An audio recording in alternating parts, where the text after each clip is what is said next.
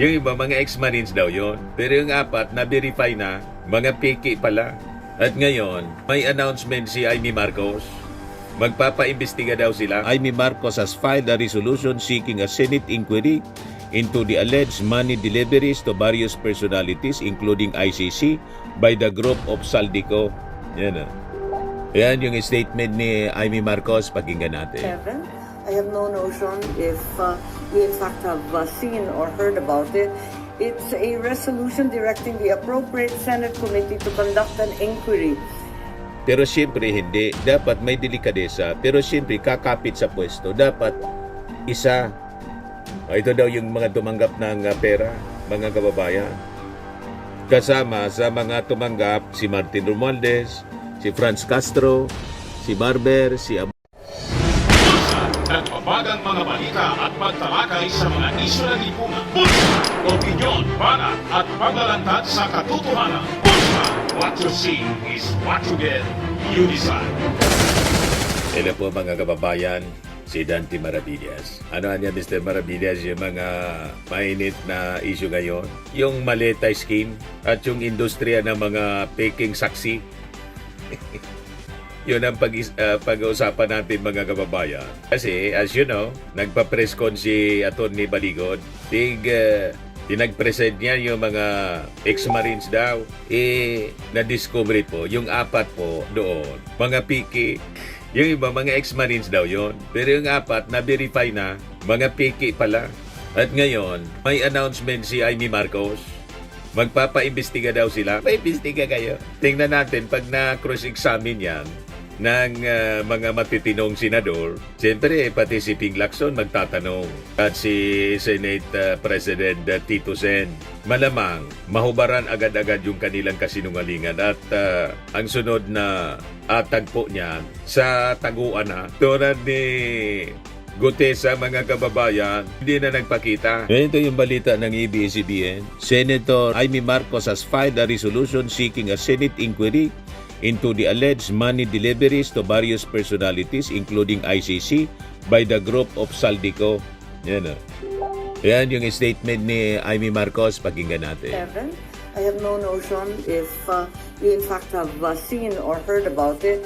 It's a resolution directing the appropriate Senate committee to conduct an inquiry at the earliest possible opportunity into the alleged money delivery scheme involving 18 former military personnel employed by Congressman Saldico and the reported cooperation of certain government officials with the International Criminal Court. And we were all dismayed by the revelations yesterday, and as a result, I am hopeful that this will be the beginning of a very serious and comprehensive investigation which will result in charges and punishment if there are guilty parties. Ituloy ninyo yung Senate investigation. Maganda yan. At malamang sa malamang, ang makaso for perjury, yung mga witness ninyo at yung nag-present, si Atty. Baligod, nagbanta na, magpa-file down ng cyber libel si Trillanes. Kasi si Trillanes daw yung nag-distribute ng yung namigay ng pera, $2 million. Galit na galit si Trillanes. Ito yung post ni Belica, Greco Belica. Dapat sagutin, pero siyempre itatanggi. Dapat mag-resign, pero siyempre hindi dapat may delikadesa. Pero siyempre hindi. Dapat may delikadesa. Pero siyempre kakapit sa pwesto. Dapat isa. Ito daw yung mga tumanggap ng pera, mga kababayan. Kasama sa mga tumanggap si Martin Romualdez, si Franz Castro, si Barber, si Abante, si Paduano, si De Lima, si Sandro Marcos, si Erwin Tulfo. Yan ang mga pinangalanan. Si Dan Fernandez, si Luis Dro, si Adjong, si Ortega, si Garin, si Kimbo, si Dalipe, si Conggon, si Joel Chua, si Suarez, si Brosas Arlene, si Manuel Raul, Gonzales Dong. Yan ang mga tumanggap ayon sa joint affidavit ng 18 ex-marines na na-assign noon kay Saldico.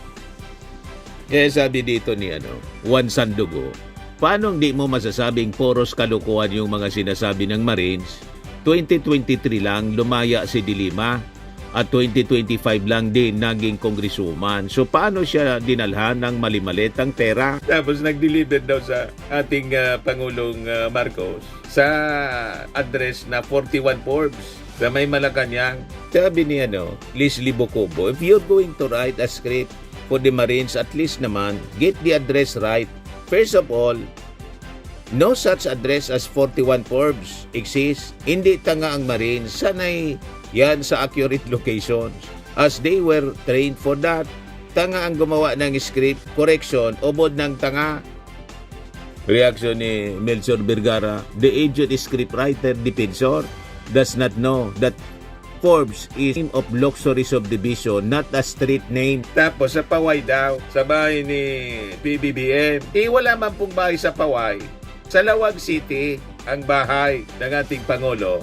Yung sa Paway kasi po, na bahay doon, ginawa na yun na tourist destination, tourist attraction. Ang bahay ng ating Pangulo sa Lawag. Kaya sabi ni Brother Benji Contreras, isang Marcos supporter, ayon kay Baligod, nag-deliver daw ng malimaletang pera sa bahay ni PBBM sa Paway. Ang bahay ni PBBM ay nasa Lawag City, hindi sa Paway. Kaya nga kung Sandro ng 1st District ng Ilocos Norte, ang Paway ay nasa 2nd District at si Representative Barba, ang congressman, sablay.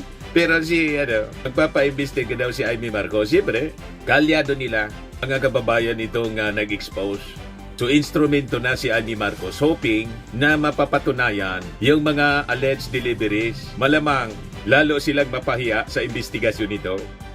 At doon na tayo na pupunta itong mga Marines, baka magtago na. Itong mga ex-Marines, mga kababayan na nagpa-presscon, dapat yung NBI sumama sa investigasyon dito, mga kababayan. Sabay presscon ni Amy Marcos. At nananawagan rin ako sa ating magigiting na kasapi ng Philippine Marines na kung may paratang, ilatag ninyo ng malinaw. Kung may ebidensya, ilabas ninyo ng buong tapang. Kumbaga sa maleta, mananatiling sikreto ang laman niyan kung hindi ilalatag sa lamesa at bubuksan. Dito natin buksan sa Senado at suriin ang maleta ng katotohanan. Hindi maaring trial by publicity ang mangyari. Hindi maaring ang institusyon ng Senado at pati na rin ang Kongreso at ang dangal ng bawat halal ng bayan, Senado man o Kongresista, ay mayurakan ng walang kalaban-laban. Batid ko na nagpahayag kayo na nais ninyong tayuan ang mga pahayag ninyo under oath. Yan din ang aking inaasahan at susubaybayan. Tama ang hakbang na yan upang maging opisyal ang lahat. Pinoprotektahan ko ang Senado hindi dahil sa mga personalidad, hindi dahil kaibigan ko sila, kundi dahil ito ang tinig at tanggulan ng ating bansa. Kaya kung ang mismong tanggulan ang inaakusahan, marapat din na dito magharap-harapan na. Sa ilalim ng panunumpa, sa ilalim ng batas, sa harap ng taong bayan. Huwag tayong masiyahan sa likod lamang ng isang press conference. Kung kayo'y tunay na naglilingkod sa katotohanan, magharapan tayo dito sa Senado. Ang Senado ay hindi tatakbo o tatalikod, lalo na kung may nadawit na hindi dapat. Sa aking mga kasama na senador, ito rin ang pagkakataon para linisin ang inyong pangalan at itindig ang dangal ng institusyon. Maraming salamat po. Andito naman po yung affidavit. Siguro nakita naman ninyo yung joint affidavit na mahaba na ginawa ng ating mga Marines kahapon. Ang balita ito ang karugtong ni Sergeant Gutesa at may susunod pang 12, isang dosena pang Marines na lalabas. Meron ring sasabihin. Tungkol dito, duty rin kay Congressman Saldico dati. Meron rin na umiikot na iba't ibang mga link matrix, siguro nakita na rin ninyo. At ang talagang binibigyan ng pansin nito at binidiin ay yung mga mastermind. Sapagkat alam naman natin lahat na hanggang ngayon, ang tinutumbok pa lamang ay yung mga small fry ika nga, yung mga dilis, yung mga maliliit at maliliit na kasangkot. Malaking man ang halaga, hindi sila yung mga tunay na mastermind. Tumbukin na ang mga mastermind at katulong natin ang ating magigiting na mga Marines. Yun lang po. Maraming salamat. Yan ang press ko ni Amy Marcos, magpapaimbestiga daw sila. Very good. And we urge the Congress, kasi may mga pinangalanan po na mga congressmen. Number 1 si Martin Romualdez, nakasama si Laila de Lima. Sabi ko sa inyo. So, importante na magsagawa kayo ng investigasyon dyan para gisahin itong mga Marines sa kanilang mga pinagsasabi, sa kanilang affidavit, mag-cross-examine sila. Kasi pati yung mga address, mga kababayan ng delivery, mali. At itong si Laila de Lima, yan ang sabi ni Juan Sandogo. Paano hindi mo masasabing puros kalukuhan yung mga sinasabi ng Marines? 2023 lang lumaya si de Lima at 2025 lang din naging congresswoman. So paano siya dinadalhan ng mali-malitang pera? Kaya sabi ni dating Senador Trillanes, ex-Marines trying to sabotage ICC pre-trial of Duterte. At itong si Balikod, mga kababayan, noon sa pork barrel, Santiago goes after Balikod, he should be disbarred. Sinama siya sa pork barrel, isgam kaya notorious itong si Atty. Balikod. Noong 2014, mga kababayan, kaya sabi ni Trillanes, I vehemently deny that I received $2 million or any amount from Saldico for the ICC investigation or any other purposes, sabi po ni Trillanes. This is an attempt to discredit the ongoing ICC proceedings, adding that he would not allow what he called a smear campaign to derail the case. Trillanes dismissed the story as blatant lies meant to sow confusion and weaken the prosecution's case against Duterte before the ICC. This is not new to me. I will not be distracted. Hahabulin ko kayo. Magpa-file siya ng cyber libel complaints against lawyer Levi Baligod, former lawmaker Mike Defensor, broadcaster Jason Sa, and the 18 former soldiers and others who he claimed were maliciously spreading the allegations online. Malamang, mamaya, baka may gumalaw na rin sa Congress para ipatawag itong si Atty. Baligod tapos yung mga witnesses niya para mag-isa, mga kababayan, kung totoo yung mga pinagsasabi nila. Oh, this is just a propaganda para i-smear yung ating Pangulo. Pinulitika nila, siraan yung ating Pangulo. Yan ang strategy nila dito sa kaso ng ICC, laban ka Digong. So itong pag-usapan natin, ang Maleta scheme at industriya ng peking witness, mga peking saksi. Yan ang buhay nila yan, mga kababayan. So sa demokrasya, mga kababayan, ang mapanganib, pinakang mapanganib na sandata, hindi po baril, kundi yung kasinungalingan na paulit-ulit na pinapakalat para magmukhang totoo. Di ba? So ngayon, may panibagong drama sila. Ito na nga yung ginawa nilang press con kahapon. Naglabas ng kwento na ang sabi, may mali-maletang pera na pinamigay amounting to 805 million pesos or billion pa nga na pinamigay, mga kababayan daw, kina Pangulong Bongbong at Speaker Martin Romualdez. Ganon ang kanilang script. Continuation ng Gutesa story. Si Gutesa hindi na nagpakita. Ito yung continuation, may willing na naman na magpagamit ng mga personalities. Former Marines daw. So malaking numero, malaking paratang. Ngayon, ang tanong, nasaan ang ebidensya? Ang pinapakita lang po, maleta, wala mang pera. Ay nakita tayong mga pera na nakalagay sa mesa, alatadong Photoshop. May nakita ko, mga kababayan. Yan o, alatadong Photoshop po. Alatado na Photoshop, mga kababayan. Ganon sila kadesperado. Yan, sabi dito sa report ng Brigada News FM Manila. Tingnan, pinakita ni Atty. Levi Baligod sa ginanap na press conference ngayong hapon, Pebrero 24, ang serye ng mga larawan ng umano'y mali-malitang pera na ninakaw ni dating Representative Saldico mula sa Kabanang Bayan. Screen grab from Mike Defensor, FB Live. Yan o, alatado na Photoshop, AI generated.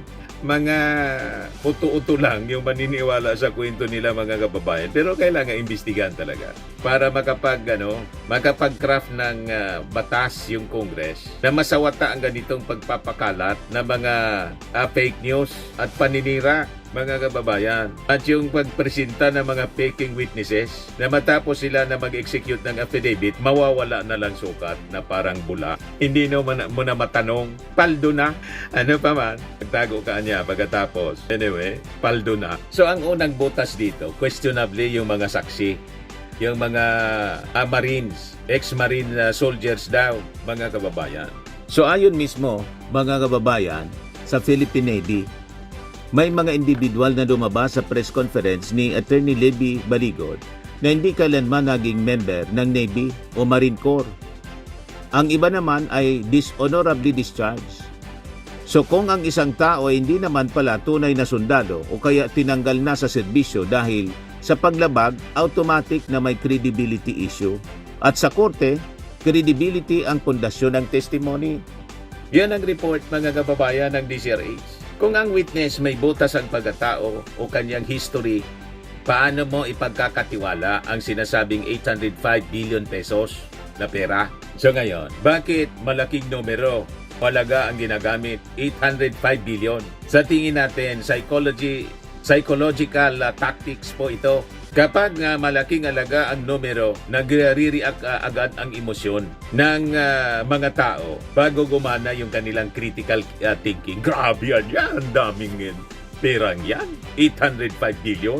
Talaga niyang napakagahama ni Bangag at ni Tambaluslos. Strategy siya sa propaganda po. Dapat malaking alaga. 805 billion.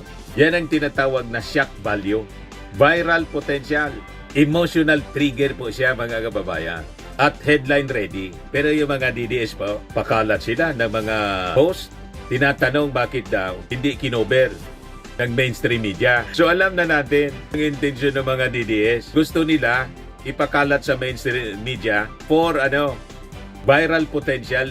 Dapat pag-usapan na yung issue. Yan ang purpose nila sa mainstream media para nga sa kanilang propaganda. Kasi yun ang doon po, yung Net25 man lang, tapos si Jason Sa, tapos yung mga vlogger. Yung pinakalat na nila sa social media, sabay sila tanong, bakit niya hindi kinikover ng mainstream media? Yes, sabi ni Atty. Jesus Palsi sa kanyang post, DDS, huwag nyo panoorin ang bayarang media.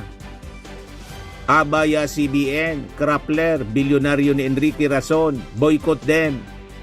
Also DDS, bakit hindi kinocover ng media ang 18 Marines expose? Binoboycott tayo. Kita ninyo, bangga-bangga yung kanilang sinasabi. Pag makakatulong sa kanilang propaganda agenda, inaanap nila yung media para mag-cover. Pero inaakusan nila yung mainstream media na baya. Ganon ang mga ugali niyan. Pero dapat tandaan po natin, mga kababayan, sa batas, hindi sapat po yung nakakagulat. Kailangan po ng bank trail, documentary evidence, audit trail, testimonial consistency. Kaya dapat talaga imbestigan ito ng Senado at ng Congress. Tama din si Amy Marcos, dito magkakasubukan. Pero tingin ko, masusunog mismo ang propaganda nila sa pinatawag na investigasyon ni Amy Marcos. Kasi alangan man sila lang na mga DDS senators ang magtatanong. May magtatanong din na mga matitinong senador. Hindi yan palalampasin. Gigisahin ito ng mga matitinong senador. Itong mga sinasabing witness nila. Tulad mga kababayan ni Ping Lacson, sigurado magtatanong si Ping Lacson. Tingnan na lang natin kung hindi masunog yung kanilang mga testimony na piki. Ito po, mga kababayan, sa tingin natin, another destabilization tactics. Playbook ng destabilization na politics. Masyado na silang desperado. Una, para sakluluan si Digong. Wala man magagawa. Kahit pa kayo mag-expose ng mga ganito. Focus ang ICC judges sa trial ni Digong. No amount of propaganda ang tatalab sa mga ICC judges. At no amount ng propaganda laban sa ating Pangulo ang tatalab, lalo't ang mga personalities na involved. Kayo, na alam natin hindi credible kayo mismo. So nakikita natin ang classic playbook ng destabilization politics, mga kababayan. o na maglabas ng whistleblower, gumamit ng military o uniform men para niya credible. May authority ang dating kasi ex-marina niya, walang politika. Then magpa-press con. Ikalat sa social media tulad ng ginagawa nila ngayon, ulit-ulitin ang propagandang kasunungalingan para magbukang katotohanan. Alam na namin yan na playbook ninyo. So sa totoo lang mga kababayan, sa tingin natin, hindi po to legal strategy kundi psychological operation. Sino yung target audience nila? Yung mga taong galit, yung mga taong emosyonal at hindi sanay mag-verify bago mag-share. In short, mga DDS. Ganon sila. Di ba? Yung mga DDS, mga emosyonal. Hindi nag-iisip. Kasi ganon din yung idol nila. Hindi nag-iisip. Kaya nga po na nakulong si Digong. Kasi kung nag-iisip siya ng matino, hindi siya nakulong. Ganon din si Sara. Hindi nag-iisip ng matino. Nandyan sa kanila, yabang. Ayun, patong-patong na impeachment case ang kinakaharap. You see? So, diretsahan na mga kababayan. May segment kasi ng hardcore na mga DDS na talagang hindi sila nagpa-fact check. Ang mahalaga sa kanila, narrative. Hindi po ebidensya. At yan po ang minamanipulate nila. So, anong tinatakpan nila dito, mga kababayan, sa mali-malitang drama? So, habang may drama silang ganito, tumatakbo pa rin ang proseso sa International Criminal Court ng kasong Crimes Against Humanity laban kay Digong. May mga hakbang at pressure kaugnay ng impeachment case laban kay Sara Duterte. Aktibo ang mga pagsumite ng mga ebidensya laban sa dating administrasyon. So ngayon, coincidence ba na tuwing umiinit ang issue sa ICC at impeachment kay Sara, may bagong malaking aligasyon laban sa ating administrasyong Bongbong Marcos at kay Martin? Tingin ninyo, hindi po siya coincidence. Ito po ay diversion tactic. Nililihis nila yung ating atensyon. Kaya sinabay nila, papreskon po si Balico. At ngayon, sabay papresko naman si Amy Marcos. Inuuto nila, mga kababayan, yung mainstream media. Tapos, yung kaya nilang utuin. Malinaw po yun. So, kapag kasi may krisis ka, gumagawa ka ng malaking ingay para malihis ang atensyon. Yun ang ginagawa nila. O ngayon, si dating Senador Antonio Trillanes, napikon dito sa kanilang mga ginagawa, magpa-file daw ng cyber libel laban kay Jason Sa, kay Mike Defensor, Attorney Lady Baligon, at doon sa mga mga witnesses na Marines, dating Marines. Dahil sa aligasyon na tumanggap daw umano ng $2 million mula kay Saldico para suportahan daw yung ICC case. Yung pagkala po ng mga witnesses ng mga investigators dito, yun ang sinasabi nila. So tinawag niya itong blatant lie. So mapapansin natin mga kababayan, may pattern siya. May akusasyon, lahat may pera, lahat may drama. Pero pag sinuri nating mabuti, puro lang kwento, puro salita, walang dokumento. So bakit po mapaganib ang ganitong uri na mga gawain? Kapag kasi po nasanay ang publiko sa piking saksi, scripted press con, manufactured outrage, nasasanay din ang lipunan sa idea na ang katotohanan po ay optional. Ito ang tunay na pinsala, nasasagasaan po ang due process. Nasisira ang institusyon ng military sa paggamit ng peking identity. Nawawala ang tiwala ng tao sa sistema at ginagawang sirkos yung seryosong aligasyon sa korupsyon mga kababayan. Kapag ang politika po ay naging teleserye, ang hustisya ang unang namamatay, nagiging biktima. So ito pinag-uusapan natin, hindi lang ito tungkol kay PBBM o kay Martin Romualdez. Napilit nila kinakaladkad sa issue ng ICC, sa issue ng korupsyon. Pero talaga, malinaw ang target. I-weekend yung ating Pangulong Bongbong Marcos, tiraan si Martin Romualdez, magasik ng duda sa gitna ng ating administrasyon. Pero mas malalim ito, mga kababayan, ito ay labanan ng katotohanan versus narrative. Narrative of lies. Ebidensya versus optics. At saka due process versus mob mentality. So simplihan natin, yung kwento nilang 805 billion pesos daw. Kung may 805 billion pesos na cash movement, dapat may bangko, may records. May mga witnesses na tunay, hindi piki, dapat may paper trail, mga kababayan. Hindi po ito na nadadaan sa press con. at matching military uniform. Tulad ng ginawa nila kahapon. Sa batas kasi po, ang mga paratang na walang ebidensya, chismis yan. Kapag ito ay sinadya at saka sistematiko, ang tawag dyan, propaganda, black propaganda, smear campaign. So makikita natin dito, ang pattern ay paulit-ulit. May lalabas na revelation kuno, pagbubunyag, pero wala mang kasong maitatag. Walang conviction, tapos lilipas lang. Then, may panibagong script na naman. Nakita niyo yung kay Gutesa? Lumipas na. Ngayon may bago na naman. Continuation daw to. Pero kwentong maleta pa rin. Hindi na ngayon nagsawa niya. Na-discredit na po yan ang kwentong maleta ninyo. Wala man maniwala, kayo-kayo lang. Ay, nago kayo. So ito po ang industriya ng taking saksi na perfect na yata ni Mike Defensor. Mula kay Ador Mawanay. Alam na alam ito ni Ping Lacson. Sa yung biniktima mga kababayan na nagamit ni Marcoleta kay Gutesa, yung recent lang, na malinaw na naging sistema ni Digong. Diba? Si Digong mismo umami noon ang magplanta ng mga ebidensya at testigo. Yun ang ginawa nila kay Laila de Lima. Talagang ginagawa nila ng ebidensya, nagtatanim ng ebidensya, testigo. Inamin mismo ni Digong. Noong siya daw ay piskal pa, pinagmamalaki niya. Ito yung pattern. Ito ning sinusundan ng kanyang mga alipores. Mahilig gumawa ng kwento po, pero hindi umobra yung kwento niya. Mga kababayan, pagyayabang niya sa mga ICC judges, siguradong makukonfirm yung kaso. Crimes against humanity. So tandaan natin mga kababayan, hindi nadadaan sa mali-malitang sinasabi nila ang katotohanan. Hindi po nadadaan sa uniforme ang credibility at hindi po nadadaan sa mga papresko ninyo ang hustisya. Kasi kung may ebidensya kayo, dalhin ninyo sa korte, hindi sa preskon. Huwag sa preskon. Kasi sa pag-preskon na yan, malinaw na propaganda.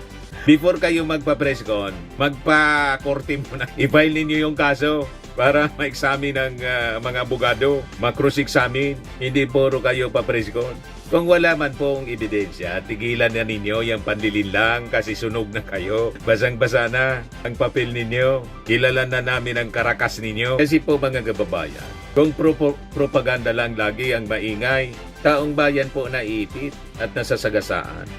Nako-confuse yung mga tao. Bagay, yun talaga yung purpose nila, dituhin ang tao. Yan talaga ang gusto nilang mangyari. Para mapagtakpan yung katotohanan na lumilitaw na po sa ngayon dahil sa impeachment complaint na tatalakayin na po sa Kongreso laban kay Sara. So magsisilabasa na yung katotohanan doon. At siyempre yung full-blown trial sa kasong crimes against humanity laban kay Digong.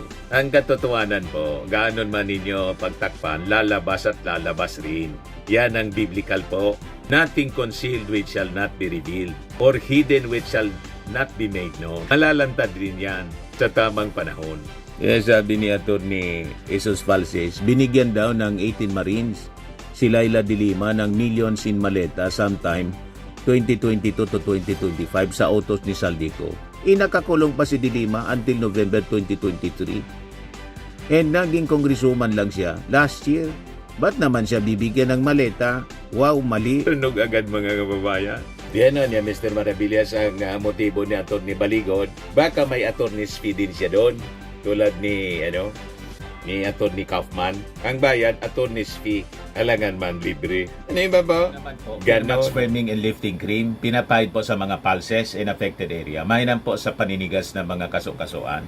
Ito naman po, Automax Radiant Serum. Sa mukha naman yung application, anti-aging po siya. You will look 10 years younger than your age. Sa mga cancer patients naman po, baka lang gusto ninyo itong itry. Nengsa Red Mix Fruit Drink.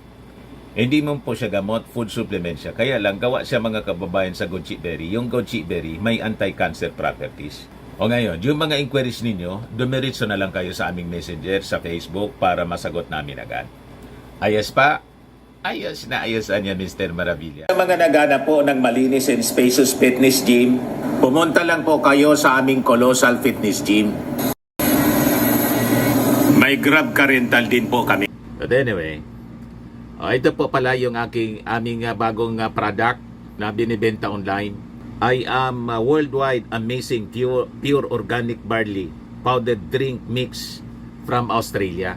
Negosyo to ng aking anak na architect entrepreneur Riz Maravillas.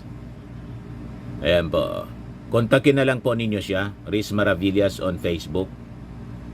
Ang mga health benefits niya: boost immunity, improves digestion, enhance energy levels, packed with antioxidants, prevent cancer.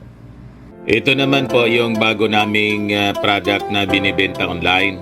Eye Glow Serum, whitening po siya. Tingnan ninyo yung epekto sa aking anak na architect before and now. Yung mga inquiries po ninyo, dumiretso na lang kayo sa kanyang Facebook account, Riz Maravillas.